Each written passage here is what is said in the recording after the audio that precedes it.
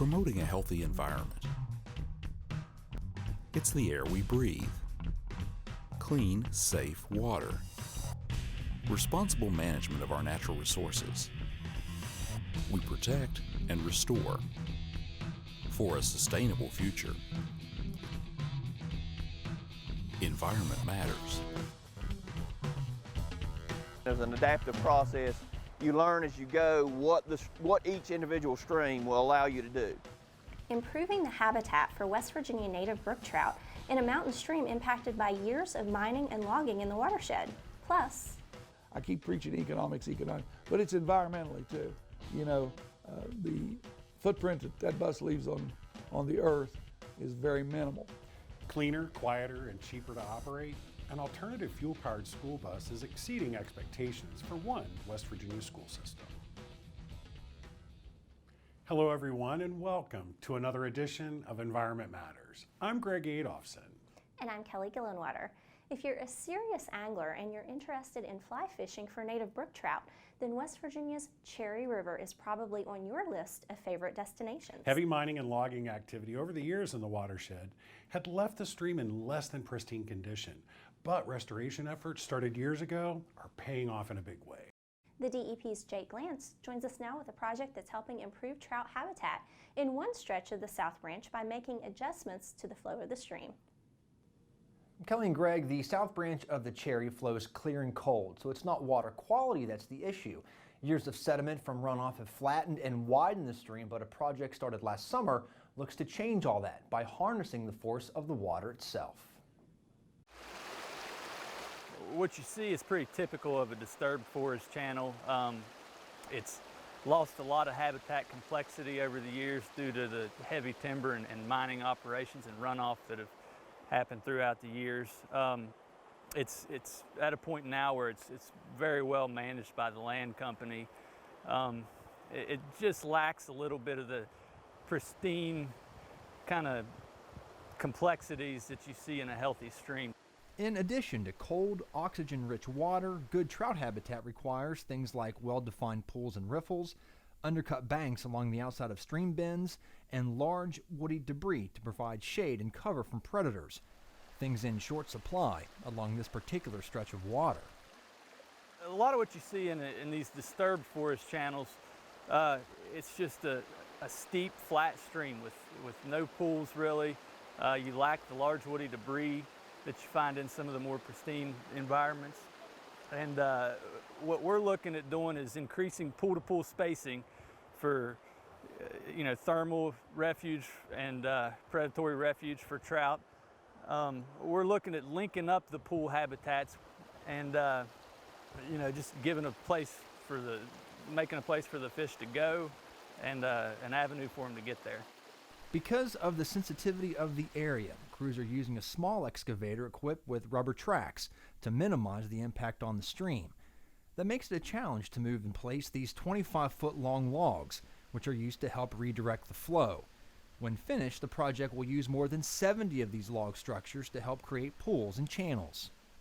One thing that we like to do when we can is use wood, and the landowner, which is Weyerhaeuser Lumber, has worked with us in cooperation. They've provided most of the logs. So we're using logs and timber to angle into the stream, to harness the forces of the water itself, basically to place sediment on either side, narrowing the stream, helping to channel the water. So it's a deeper channel, it's not nearly as wide, but by narrowing that stream, you're creating a lot of forces. And those logs have to be buried into the bed so that in high flows they don't get pulled out. And high flows can happen suddenly when the skies open up. Most of our logs have held, so we know we did it right. And that comes from years of study and engineering that went into this type of structure. We just have to come in and take those principles and adapt it to this stream. It's like it was saying, as an adaptive process. You learn as you go what each individual stream will allow you to do. Mother Nature's fickle. She'll only let you do so much, and she's going to do the rest. So we have to work within her bounds. These same techniques have been used on other projects throughout the state, like here on Coal River, to help improve stream flow and control sediment. But this is the first time it's been used on a small native brook trout stream.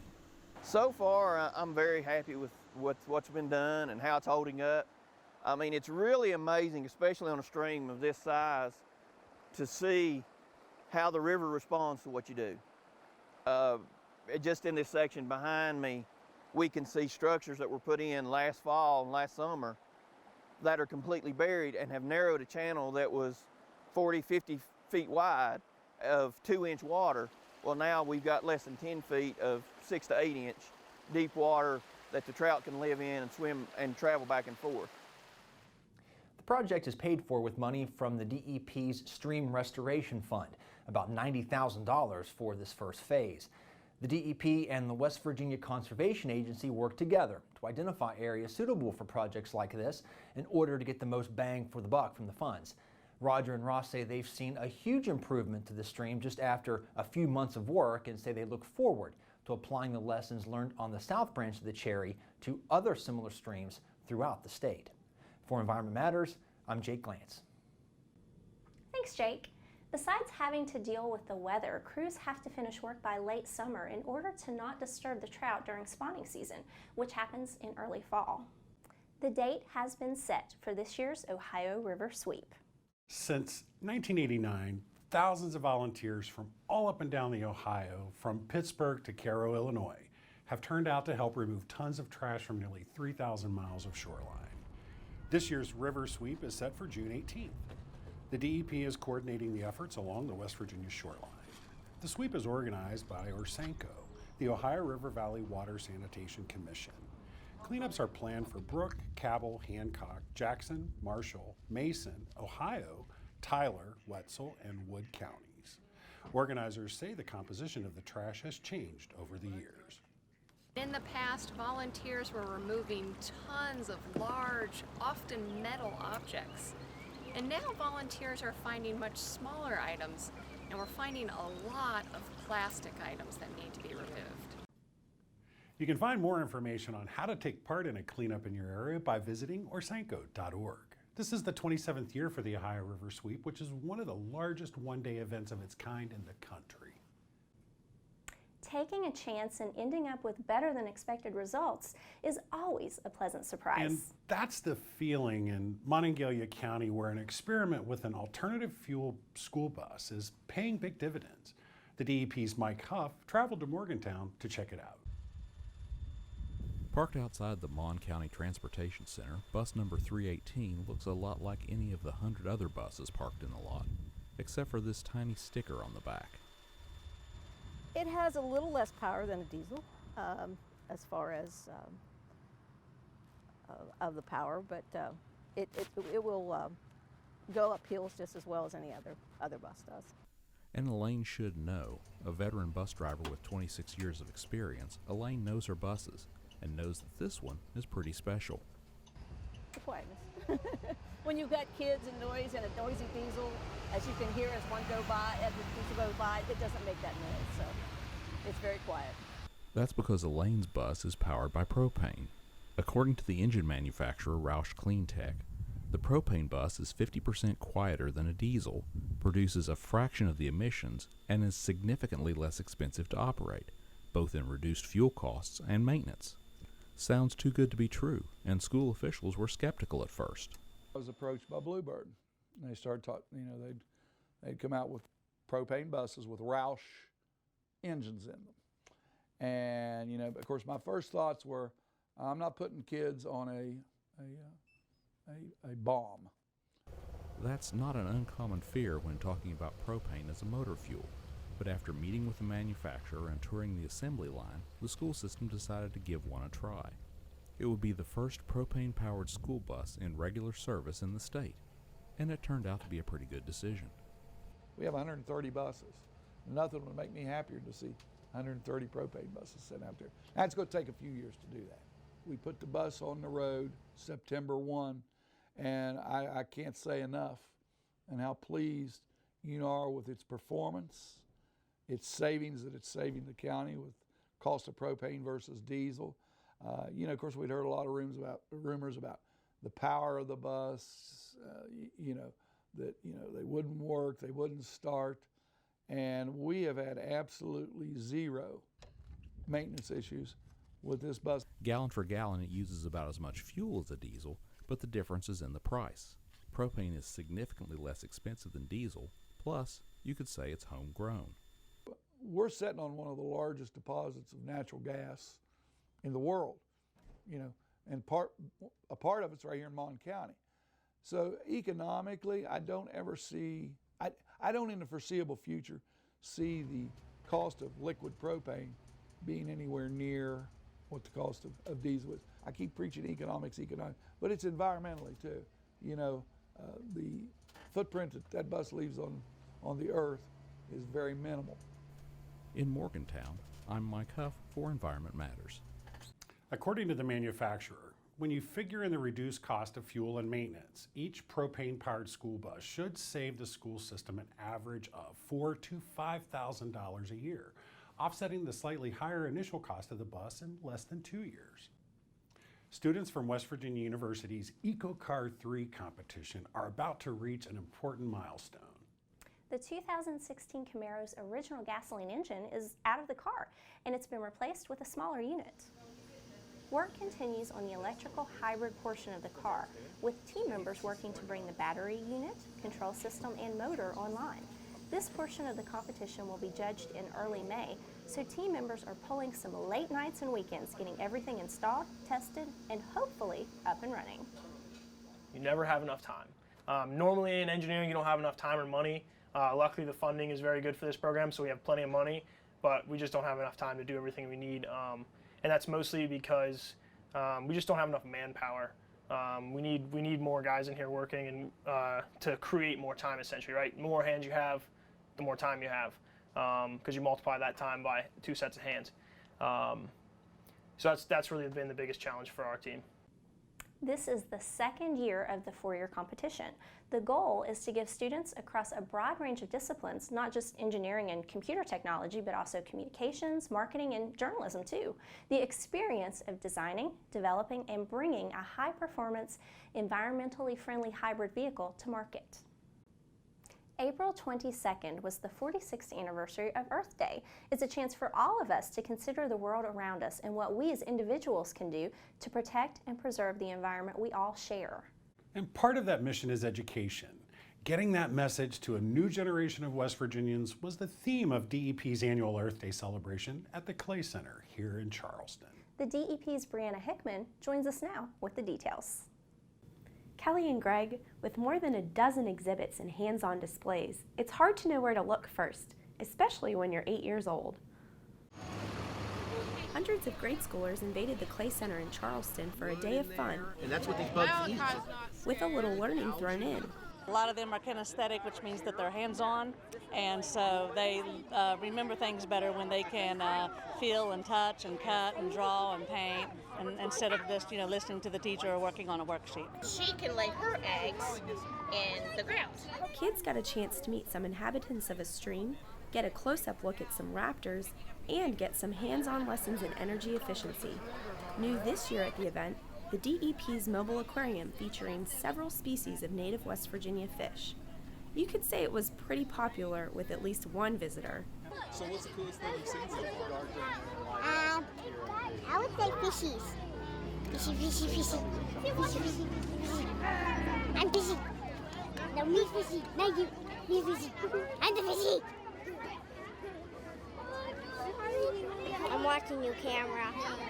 And while the kids were having fun, their teachers enjoy watching them get excited about learning science. You need to recycle, and if you don't, it's just putting more clutter in the world. And learning to make a difference is what this day is all about. Since its beginning in 1970, Earth Day has become a global event celebrated in more than 192 countries worldwide. For Environment Matters, I'm Brianna Hickman. Thanks, Brianna. For a quick list of 40 things you can do to help the planet, check out the Spotlight section of our website, dep.wv.gov, and make every day Earth Day. I'm going to put these right here in the middle so everybody can share. That was the message at Marshall University, where Earth Day activities spilled out onto the Memorial Student Center Plaza. Several groups, including the University Garden Club, the Four Pole Creek Watershed Association, West Virginia Highlands Conservancy, and several other community groups, gave presentation and hands-on demonstrations. Organizers say it was a great opportunity to bring awareness to how each of us can have a positive impact on the environment. I don't think I can stress enough how important it is. You know, every day should be considered Earth Day. There's things that we can do every day to really, reduce the impact, the negative impact that we have on the Earth. But I think that having that one time a year celebration helps remind us all. It helps us celebrate the Earth, how she does sustain us and how it's important for us to take care of, the Earth so we can thrive. And campus is a great place because the students that are here now, they're the next generation. We also have Head Start kids that come over here, so we even have the younger generation coming over here and getting involved. And so yeah, it's a very, very important message. And like I said, just to remind us, that we each need to do our part. The event wrapped up with the screening of the award-winning documentary, Trashed. When you think of West Virginia's best-known mineral resource, you probably think coal. But that wasn't always the case. In fact, if you go back to the mid-1800s, West Virginia and the Kanawha Valley in particular was actually the largest salt-producing region of the United States. Hundreds of wells along the Kanawha River produce salt on an industrial scale, more than 3 million bushels a year. Now, one local family is reviving that tradition in a much smaller and more environmentally friendly way. The J.Q. Dickinson Salt Works in Malden produces sea salt, which seems like a pretty neat trick considering the lack of beachfront property in West Virginia. Note, that salt comes from an ocean trapped beneath our feet. From the outside, it looks like a greenhouse, but what's growing inside isn't flowers or vegetables, it's crystals of salt. Inside these sun houses, salt brine fills these shallow trays where it slowly evaporates. It's really a three-step process. So you've got the evaporation, and then once this brine reaches a certain salinity level, we then move it to another greenhouse. We spread the brine really thin out there, and then that's when you see the crystallization. So you got evaporation, crystallization, and then we process the salt. From wellhead to finished product, the process takes about 5 weeks. It's a very hands-on process, and it can be pretty hot work too. Afternoon temperatures inside the sun houses can reach 150 degrees in the summer. The salt will crystallize in these beds, and so usually in the mornings when it's cooler, we come out and we harvest all of the salt. We scrape it all together, and then we put it into these flower pots to drain, because we want it to be as dry as we can get it when we bring it inside. We do more drying inside, but this way we keep as much of the brine and later the nagari in the same bed so that we can harvest that later as well and keep making more salt. The well at J.Q. Dickinson is about 350 feet deep. That's much shallower than the 1,000 to 1,500 feet deep wells drilled all along the river when the Kanawha Valley salt industry was at its peak. But it's deep enough to tap the mineral richness that lies below. The source is actually from an ancient ocean. It's called the Iapetus Ocean. It's anywhere from 400 to 600 million years old, and I think the source varies depending on where you are in the eastern part of the United States, but you can find it as far north as Michigan. Probably comes down to Kentucky, Virginia, North Carolina. So it just so happens that it's bowling here, so it's a little more prevalent, and so it's a very rich source. And it's that source that makes this salt so special. I like to think of salts as like wines from around the world. They give you an expression of the earth from which they're grown. And our salt's flavor profile comes from the minerality in it. And while it's 95% sodium chloride, that 5% of trace minerals is different from here than it is from anywhere else in the world, any other source. So that's what makes our salt stand out. Lewis and Nancy are the 7th generation of their family to operate the salt works here in Malden. The original Dickinson salt makers first drilled for brine on the property in 1817. There were several factors that were involved in our decision to start this business back and revive our family salt business. One was, the major one is the movement of chefs and consumers toward very naturally made local products. And the demand for that is really growing as consumers want more and more naturally grown and produced products. Also, there are more consumers and chefs that have more than one salt in their pantry, and they're more educated about what those salts mean and the flavor varieties that you can get. Also, with our deep family heritage, we thought, okay, with that too, it was sort of an aha moment. We couldn't not start this business again. Using just the sun and wind to make salt might not be the fastest way to do it, but these artisans aren't really concerned about speed. Well, we're small batch. We're intensive on quality as opposed to quantity, but we do make quite a bit of salt. Our season is 8 to 9 months because we're not producing much salt in the winter, but last year we made about 6,000 pounds of salt. This year we hope to make at least 7. So, but we're selling it by the ounce, so that's a lot more than you think. So our supply's there, and the demand's growing. So we feel pretty good about it. We wanted to have as little environmental impact as possible and be part of a sustainable food system. So it was very important to us to come up with a production method that spoke to all those things. And solar evaporation in greenhouses seemed to be the way to go. It's our responsibility as humans on the earth. The folks at J.Q. Dickinson say they're even looking into solar panels to run their pumps and fans to make the entire operation powered by the sun. You can find out more by visiting the website jqdsalt.com. There's even some interesting recipes on there. Greening America's Capitals is an EPA program to help state capitals develop innovative green infrastructure strategies. Charleston was selected in 2010, requesting help to redesign Slack Plaza in the center of downtown. Now, after years of planning, the project is finally getting underway. Current visitors to Slack Plaza won't find a whole lot of green space. So this particular site was redeveloped back in the early 80s. And at the time, it was the thing to do, to just kind of concrete everything, low maintenance, you know, put the transit hub there and everybody will use it. Well, that's not necessarily what happened. You know, as we know now, people want green. They don't want concrete. They want it to be green. And we really consider it, you know, the city of Charleston does not have a town square. So we're looking to Slack Plaza in this Brawley Walkway area as our town square. The first phase of the project will primarily deal with Brawley Walkway, adding green features and public art. The Transit Center, currently located at Slack Plaza, will move to the south, paving the way for Phase 2, the unpaving of the plaza. So what can visitors to downtown expect to see?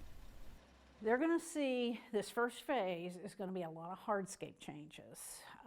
We heard loud and clear that, you know, you can make public spaces now pieces of public art.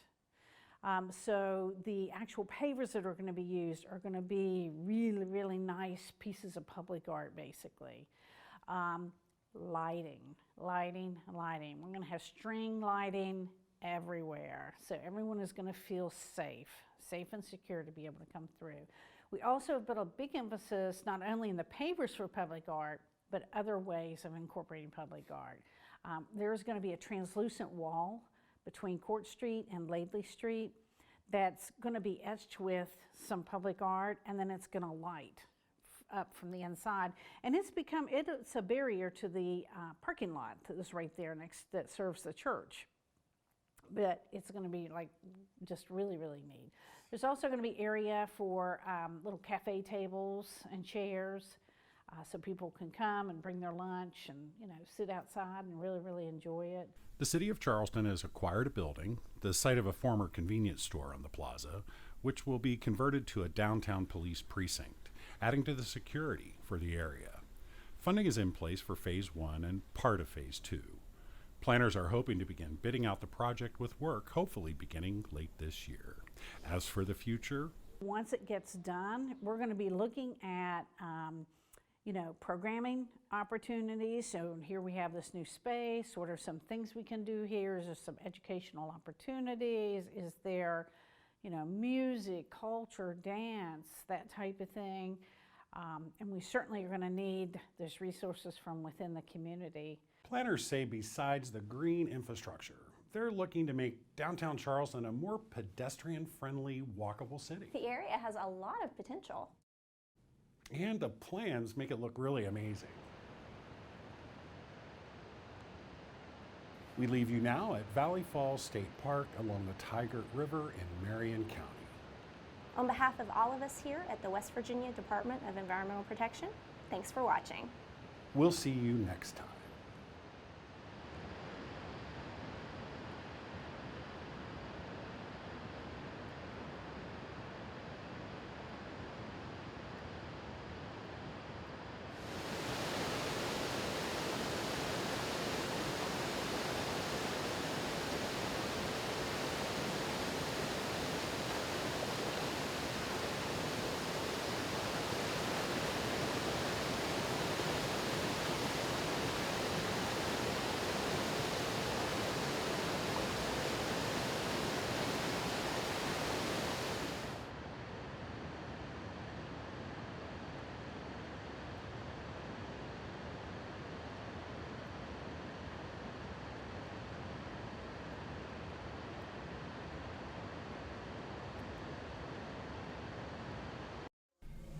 More than 800 people with one mission, promoting a healthy environment.